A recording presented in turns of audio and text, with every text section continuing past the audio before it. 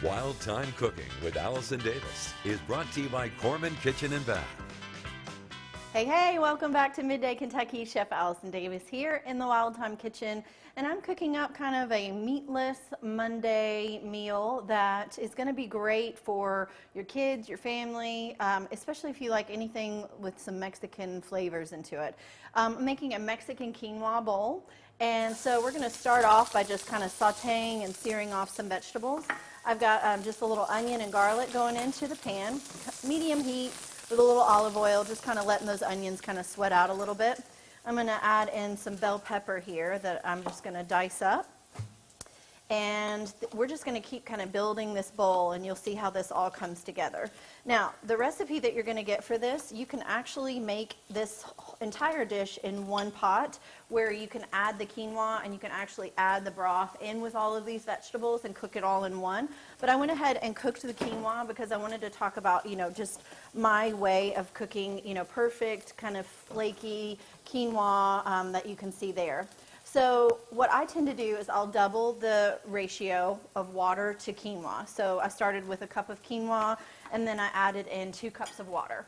Bring that up to a boil, and then once it boils, turn it down to a simmer. And I let most of the liquid get absorbed, but still it will have a little bit of water in it. And then I just turn it off, and I let it sit the rest of the way and let it just keep absorbing that hot water until there's nothing left. And usually that is just the perfect consistency.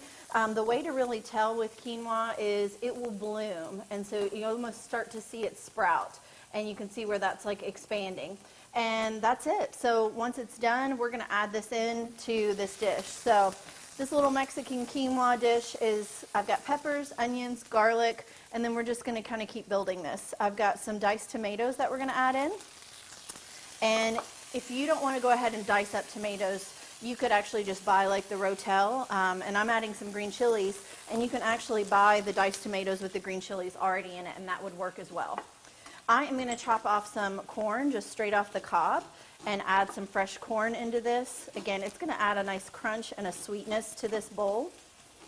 And then we're going to add in some black beans. Now the black beans I actually just cooked. I took the beans, and soaked them overnight and actually cooked them down. So they're a little thicker and more of a puree. But you could just simply add in, canned black beans to this, and they would be good to go. So what I love about this is if you're doing this on a weeknight, especially Mondays, because everybody knows if you have a case of the Mondays, it's hard to plan dinner. This is very quick and easy, especially if you've got some of these pantry items in your pantry, like your black beans, your corn, your tomatoes, green chilies, all that. So we're just heating this up, and once all this comes together, honestly, it's going to be done and good to go.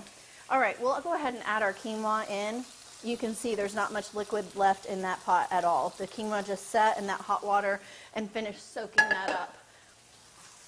All right, so we're just going to keep kind of building this, letting all these flavors come together. I'm going to season this with a few little spices to kind of bring that Mexican flavor to life. We have some fresh cumin and then some coriander. And coriander is just the seeds of the cilantro plant.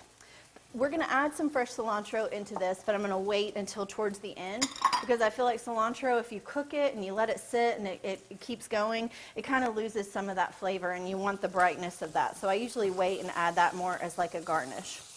We're going to garnish this with some fresh lime, some fresh green chilies or green onions to kind of bring a nice little color and pop to this. You could also garnish with some sliced avocados. And then if you want to keep it vegan, you could go right like this, because I just cooked the quinoa in water. There's no meat. There's no animal product. But my daughter's a fan of cheese, so we're going to go in with a little bit of Mexican cheese here and just kind of let that get nice and creamy and work in with all of this together. And that's really it. I mean, dinner done in 5 minutes. So you guys can find this recipe, of course, you know where, middaykentucky.com/recipes tab. I'm Chef Allison Davis. Thanks so much for watching. We'll be right back after this short break.